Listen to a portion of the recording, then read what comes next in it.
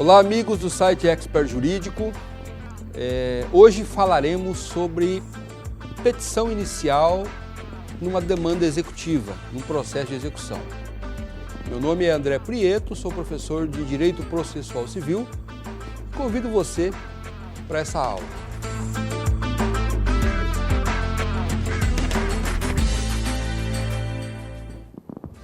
Petição inicial. Petição inicial, nós poderíamos denominar a petição inicial como sendo o instrumento de provocação do Poder Judiciário. Como um instrumento de provocação do Poder Judiciário.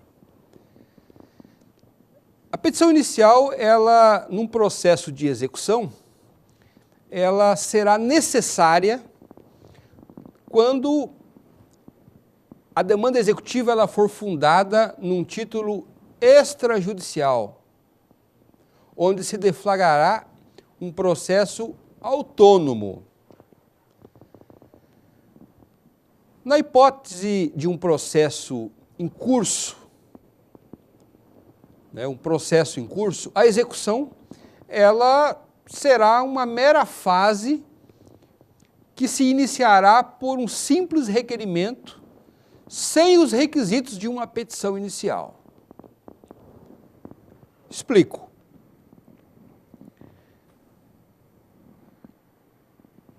O título extrajudicial, quando a prestação não é satisfeita espontaneamente, dá ensejo ao credor que ele movimente o Poder Judiciário. E ele fará isso por meio de uma petição inicial. Irá se instaurar um processo autônomo, visando a satisfação desse crédito. Se esse crédito estiver fundado num título judicial, como por exemplo uma sentença, obviamente que esta sentença ela só foi conquistada, ou seja, esse título só foi conquistado por meio de um processo de conhecimento. E após a conquista desse título, o credor, ele simplesmente fará uma petição, uma mera petição, um mero requerimento dentro do processo de conhecimento, e essa mera petição será suficiente para provocar a segunda fase do processo, que é a fase executiva. É a fase do cumprimento de sentença, como é denominado pelo Código de Processo Civil, lá no artigo 475. Portanto, não haverá necessidade, se a execução for fundada num título judicial, de se elaborar uma petição inicial, com todos os seus requisitos, para se deflagrar os atos executivos por parte do Estado. Portanto, essa diferença ela é fundamental. Só haverá necessidade, anotem bem isso, só haverá necessidade de petição inicial quando ela for fundada num título extrajudicial, porque só aí é que nós teremos um processo autônomo, cuja deflagração, cujo início dependerá de uma petição elaborada de forma mais refinada, preenchendo alguns requisitos que são importantes para toda e qualquer demanda. Muito bem, voltando. A petição inicial que deflagra o processo autônomo de execução, ela deverá observar certos requisitos de validade, que são aqueles previstos lá no artigo 282 e artigo 283, que são aplicados ao processo de execução por força do artigo 598 do CPC. Repetindo, petição inicial que deflagra esse processo autônomo de execução, fundado em título extrajudicial, ela tem que observar os mesmos requisitos de validade previstos no artigo 282 e 283 do CPC. Isso por força do que dispõe o artigo 598 do CPC. Portanto, qualquer petição inicial de uma demanda executiva deve observar aí alguns requisitos que passaremos a analisar agora. Vamos lá. O primeiro deles. Essa petição inicial deve conter a indicação do juízo para a qual se destina. Na verdade, esse requisito trata-se do que nós denominamos de endereçamento de uma petição inicial. Esse endereçamento, como nós sabemos, ele deve observar aí as regras de competência que são estabelecidas na legislação. Ou seja, compreendendo, portanto, quem é o juiz competente, quem é o juiz que tem o poder de realizar esses atos executórios, é que nós vamos definir a quem é que nós vamos endereçar esta petição inicial. Somente após esse exame, que é um exame complexo, às vezes fácil, mas às vezes é um pouco complexo, é que nós vamos poder apontar na petição inicial qual é o juiz que deve realizar os atos executórios. Segundo requisito, qualificação das partes. Qualificação das partes. Na verdade, qualificação das partes são nada mais, nada menos do que os dados que tornam uma pessoa singular, né? No caso das partes num processo de execução, o exequente e executado o exequente é o credor, o executado é o devedor e os co-obrigados. E aí cada uma dessas partes possui aí dados de identificação que lhes são próprios, né, como nacionalidade, profissão, endereço onde possui residência, enfim, todos esses dados que tornam a pessoa singular dentro da sociedade, né? Um dado importante que sempre que possível nós devemos indicar é a questão do CPF ou do CNPJ das partes, né? Por quê? E não é que isso seja uma exigência legal, mas hoje, com o processo judicial eletrônico, né, com a informatização hoje dos processos judiciais, sobretudo regulamentados a partir da Lei Federal 11.419/2006, há uma necessidade de que nós indicamos o CPF ou o CNPJ, né, sempre que possível. Obviamente, se isso não for possível, né, isso não deve impedir que nós busquemos o Poder Judiciário, busquemos a tutela executiva do Estado. Isso não deve servir como empecilho, mas, se possível, nós devemos indicar até mesmo para facilitar aí a tramitação do processo, principalmente se ele for um processo eletrônico, processo em que a informatização já tenha chegado até ele, ok? Um outro requisito, um terceiro requisito. Fatos e fundamentos jurídicos do pedido. Bem, fatos e fundamentos jurídicos é o que nós denominamos de causa de pedir, né? Que já falamos em aulas anteriores. Qual seria a causa de pedir de uma ação de execução? São duas. Primeira causa de pedir, né?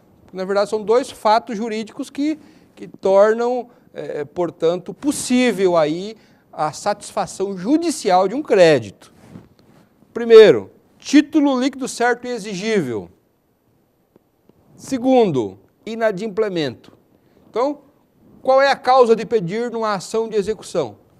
Primeiramente, eu tenho que denominar na minha petição inicial que eu sou credor porque eu tenho um título reconhecido pela lei, que a lei dê força executiva a esse título, para realizar atos, inclusive atos expropriatórios, em relação ao patrimônio do devedor, e demonstrar que esse título ele é líquido, ou seja, que ele possui um valor, que ele possui um quantum, que ele possui uma quantia. Demonstrar que esse título é um título certo, aquela dívida, aquela prestação, ela é uma prestação a princípio incontestável, induvidosa, e demonstrar que aquela obrigação ela é exigível, ou seja, que ela já se venceu, que já ocorreu o vencimento dela. E o segundo fato, né, que representa a causa de pedir, o segundo fato jurídico, é a questão do inadimplemento. Como já falamos em aulas anteriores, inadimplemento é o não cumprimento da obrigação. Ou seja, demonstrar que a obrigação se venceu, ela não foi cumprida, que o devedor está em mora. Né? E como é que eu vou expor isso? Por uma mera afirmação. Né? Eu vou afirmar isso na minha petição e isso já basta como exposição da minha causa de pedir. Certo? Vamos a um quarto requisito. Indicação da pretensão que eu quero ver satisfeita por meio da minha petição inicial. Nada mais é do que a formulação do pedido. Né? Qual que é o pedido que eu, exequente, que eu, credor, faço numa ação de execução? É que haja a satisfação da prestação que me é devida. Né? Que prestação? Vai depender da natureza da obrigação, né? Se for uma obrigação de fazer, se for uma obrigação de não fazer, se for uma obrigação de dar coisa certa, de dar coisa incerta, enfim. A natureza da obrigação é que vai definir, portanto, como é que a prestação que me é devida deve ser satisfeita. Portanto, eu tenho que indicar isso. Na minha petição inicial, formular um pedido que se destine à satisfação dessa prestação. Outro requisito, né, um quinto requisito aí, é a atribuição do valor à causa. Toda causa, toda ação, ela tem que ser atribuído um valor. Né? E esse valor, ele deve ser utilizado como parâmetro para me fixar, para me atribuir esse valor, o artigo 259 do Código de Processo Civil. Por que se atribui valor a uma causa, a uma demanda, a uma ação? Né?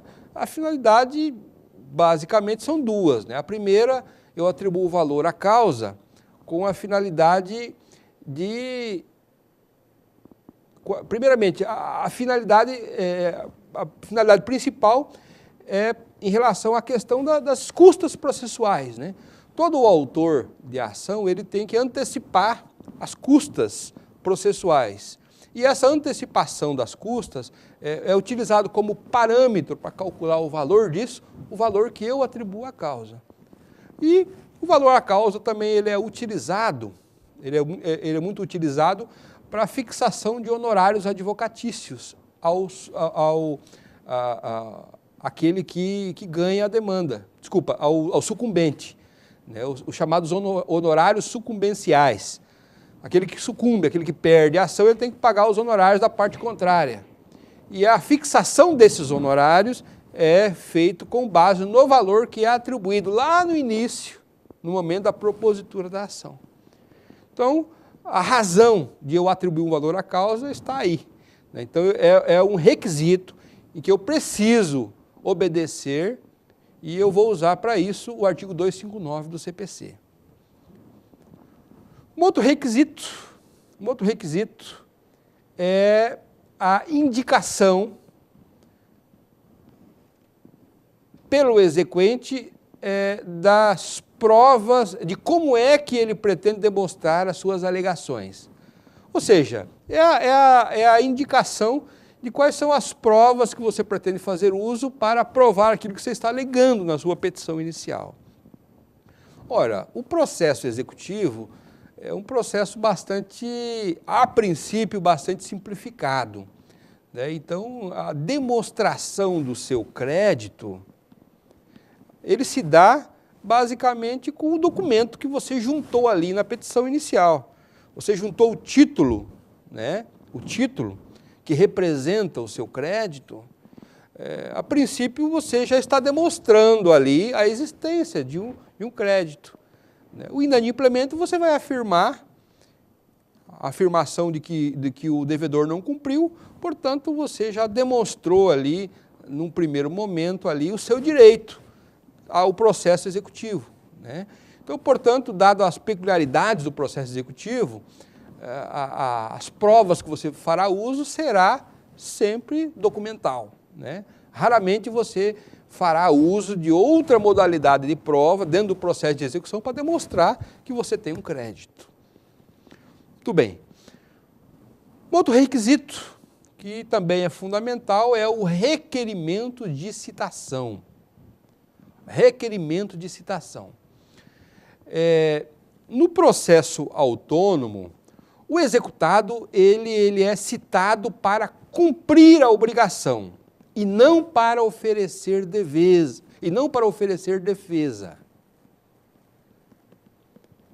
Vou explicar isso. Como o direito já está reconhecido no título, ou seja, ele já é certo, você simplesmente pede para que o Estado ele cite o devedor para que o devedor venha até o processo e cumpra a prestação. Ele não é citado para oferecer uma defesa, ele é citado para pagamento, para cumprir, para satisfazer a prestação que é devida. Agora, ele pode oferecer defesa, eventualmente ele poderá oferecer uma defesa, por meio aí do que nós denominamos do que a lei denomina de embargos. Ele poderá embargar a execução, Entretanto, isso poderá ocorrer eventualmente, porque a ideia original do processo de execução é de que o devedor seja citado para efetivar o pagamento, para pronto pagamento. Certo? Voltando. Como é que se faz a citação dentro de um processo de execução? Anotem, regra geral, a citação ela é feita por meio de oficial de justiça. Ou seja, a secretaria, né, ou a escrivania, ela expede um mandado de citação. Esse mandado, ele é entregue ao oficial de justiça, ao meirinho, que é os braços do juiz, e ele vai até o devedor, e o devedor, ele toma ciência e aí ele é convocado para o pagamento. Então, em regra, a citação é feita dessa forma dentro do processo de execução.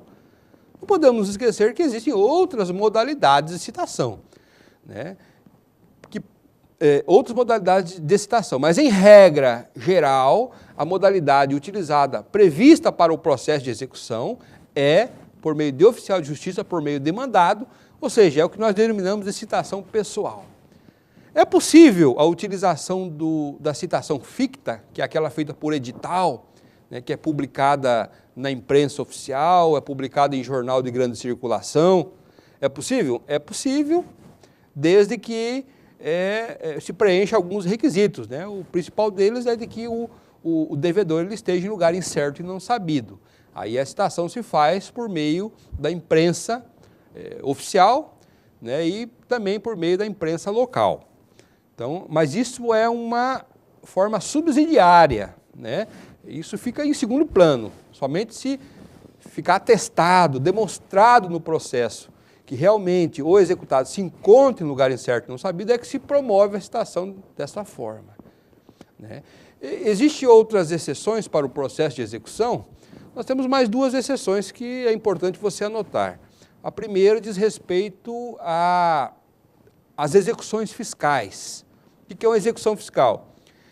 É aquela que é regulada pela Lei 6830, né? É a lei que trata dos executivos fiscais. Lá no artigo 8º, inciso 1, ela prevê que a citação do devedor numa execução fiscal geralmente é cobrado aquelas dívidas que são cobradas pelo Estado, né? Geralmente são tributos, né? O Estado promove a execução fiscal o título lá é uma certidão que é expedida, enfim, nós veremos isso com mais detalhes. Geralmente é uma certidão, né, de débito tributário, e essa certidão é o título executivo que é usado pelo Estado para aparelhar a execução fiscal.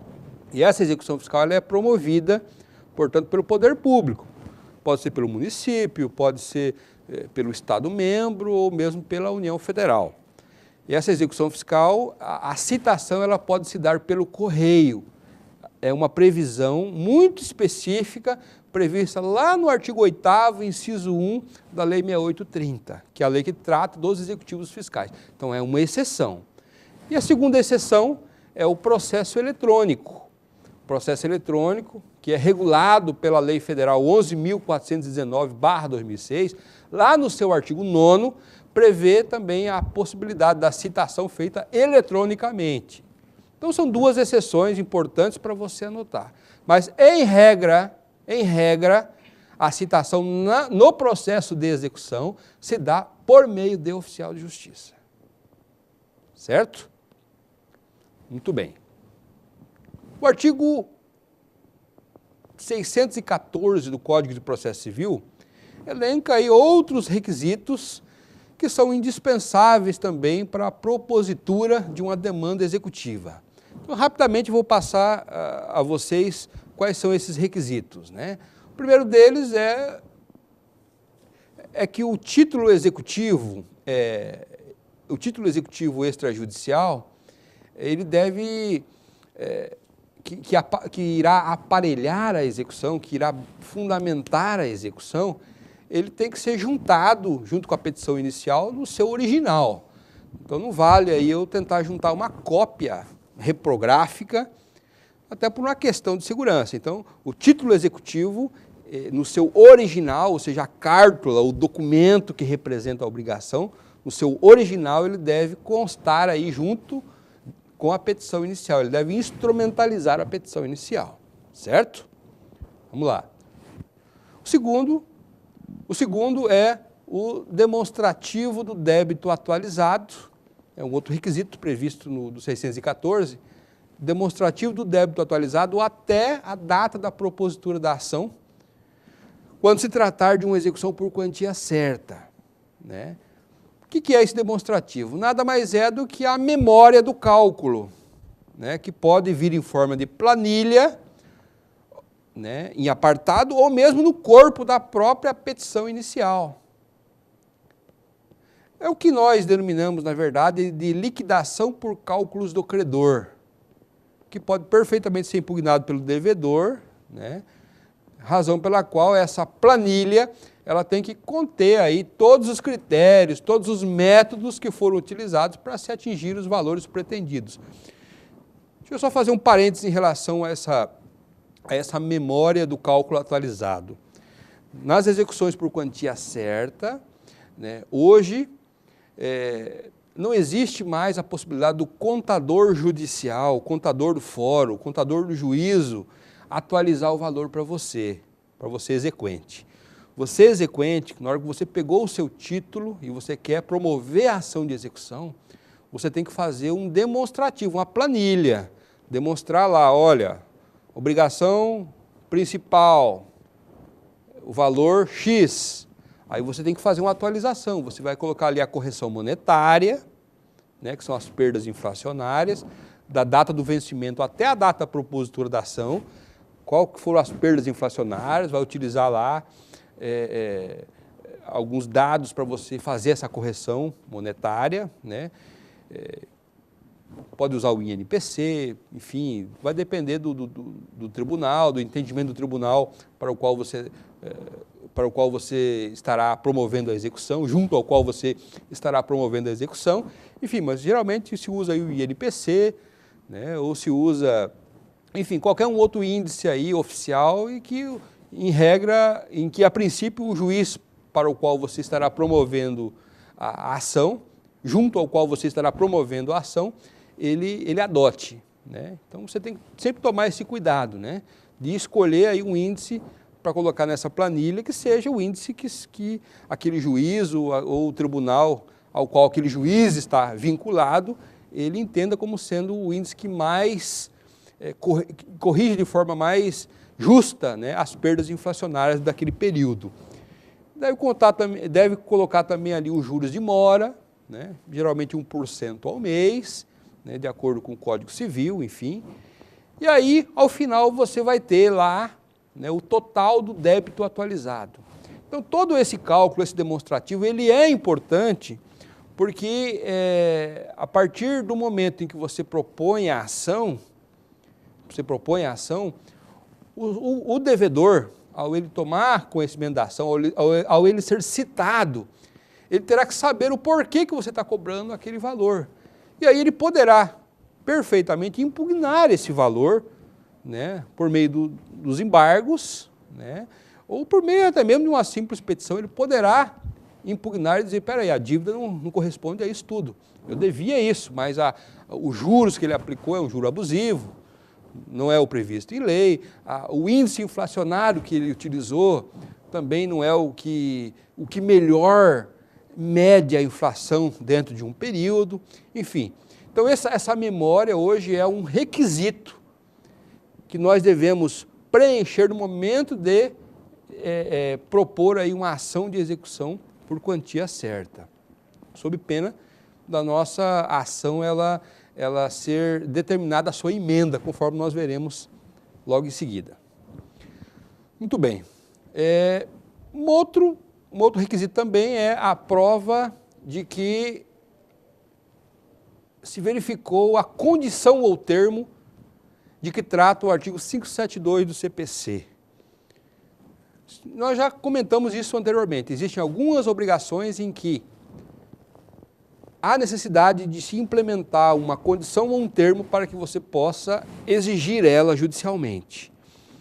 Tratando-se desse tipo de obrigação, cabe ao exequente ajuntada com a petição inicial da prova de que essa condição ou esse termo ele foi implementado, ele efetivamente aconteceu. Certo? Isso são para algumas execuções onde haja essa necessidade. Muito bem. E um outro requisito diz respeito à questão da prova do adimplemento de uma contraprestação. Isso está no artigo 615 do CPC, inciso 4. Né? Também isso são situações excepcionais, onde a obrigação ela é bilateral, onde credor e devedor possuem também obrigações recíprocas, portanto, o credor só poderá cobrar do devedor se ele cumpriu a sua parte, ou seja, a sua contraprestação.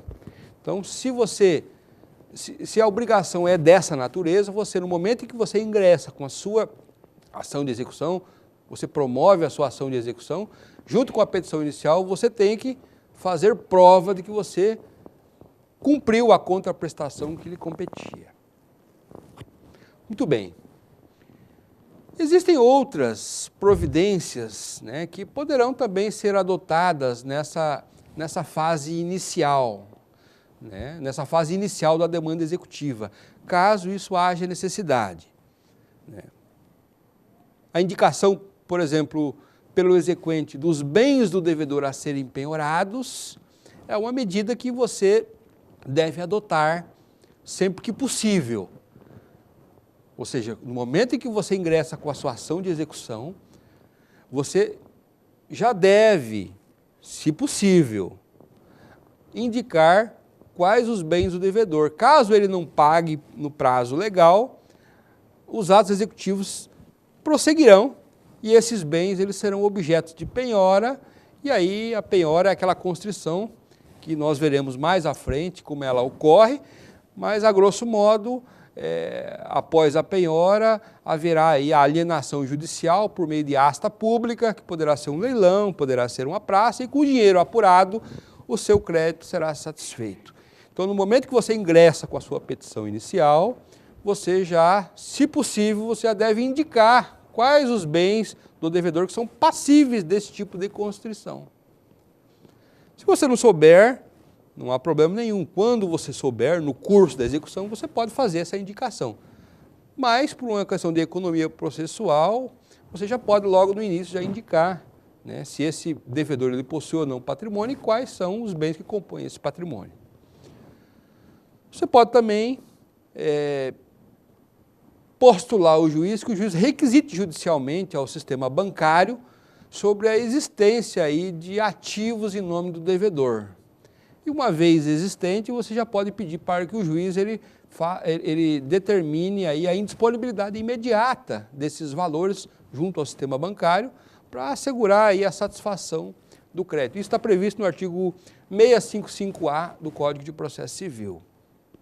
Outra medida também é a intimação do credor pignoratício, do credor hipotecário, do credor anticrético ou do usufrutuário, quando a penhora recair sobre bens gravados, né, gravados com penhor, gravado com hipoteca, gravado com anticrese ou gravado com usufruto, né.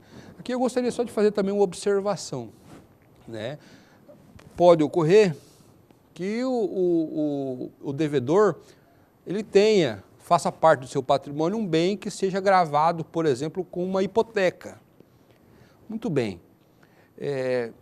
Você pode indicar este bem à penhora? Esse bem pode ser objeto de constrição judicial para satisfazer o seu crédito? A princípio pode. Aí você tem que fazer uma análise do caso concreto. Você fará aí, por exemplo, uma análise de qual é o valor da dívida referente ao crédito hipotecário. Havendo alienação judicial, havendo asta pública, havendo praça, havendo leilão, sobrará alguma coisa? Se sobrar, você pode perfeitamente indicar esse bem à penhora.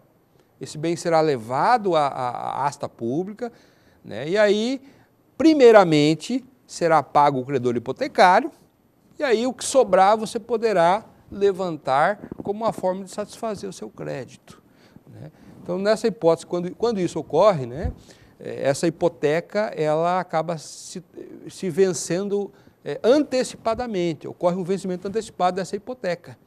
E o credor hipotecário poderá reaver aí o seu crédito antes de você, e você, num segundo momento, né, num segundo plano, você poderá levantar o que sobrou aí após essa alienação, certo?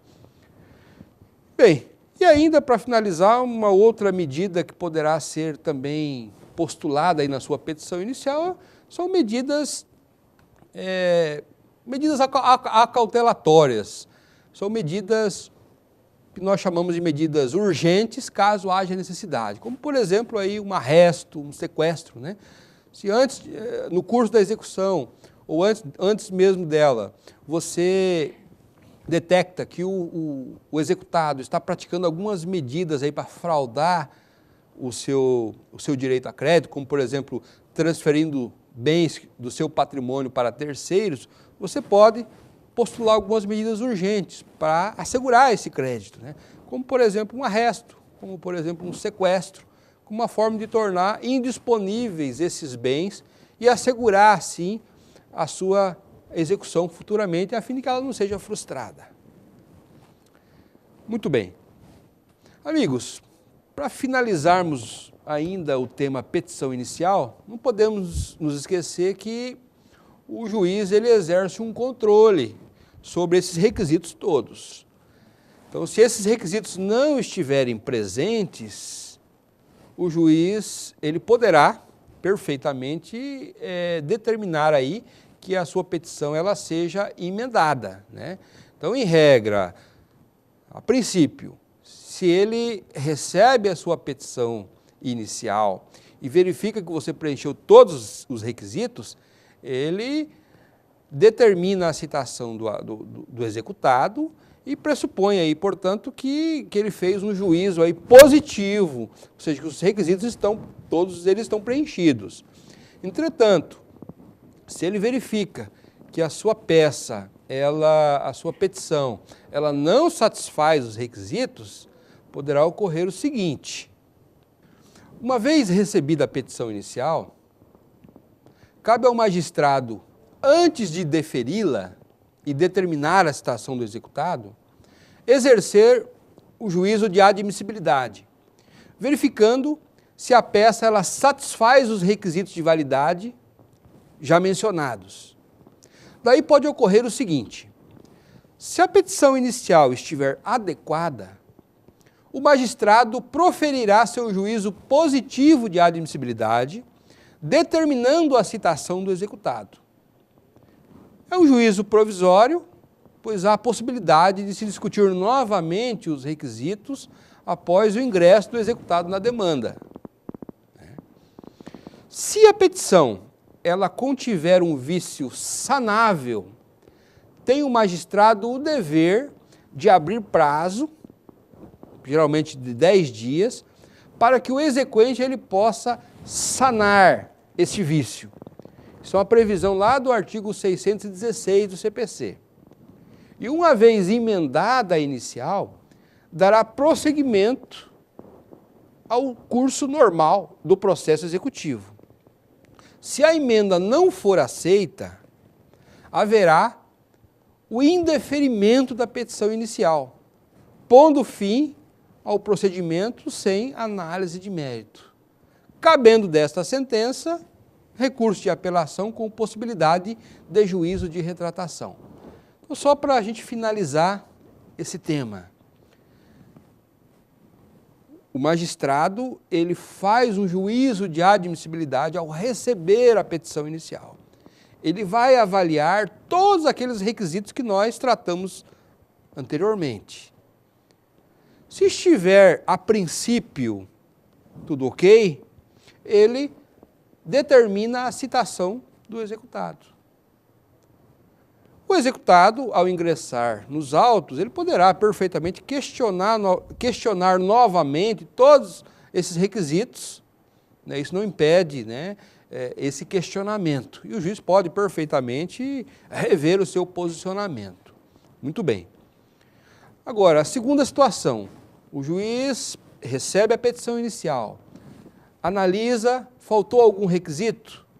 O juiz, ele tem a obrigação, né, se o vício for um vício sanável, ou seja, um vício que possa ser corrigido, ele tem a obrigação de determinar a intimação do exequente, do autor daquela petição inicial, para que ele, num prazo de 10 dias, ele corrija, ou seja, haja o saneamento desse vício. Se ele sanou o vício, o juiz recebe essa emenda e determina o curso normal do processo de execução. Se o juiz entender que o vício não foi sanado, o juiz extingue a ação de execução, cabendo aí o recurso de apelação ao exequente, e aí o juiz poderá, inclusive, exercer um juízo de retratação, conforme previsto também no CPC, enfim. Mas dessa forma, nós pomos fim aí ao procedimento executivo. Certo? Ok, muito obrigado e até a próxima aula.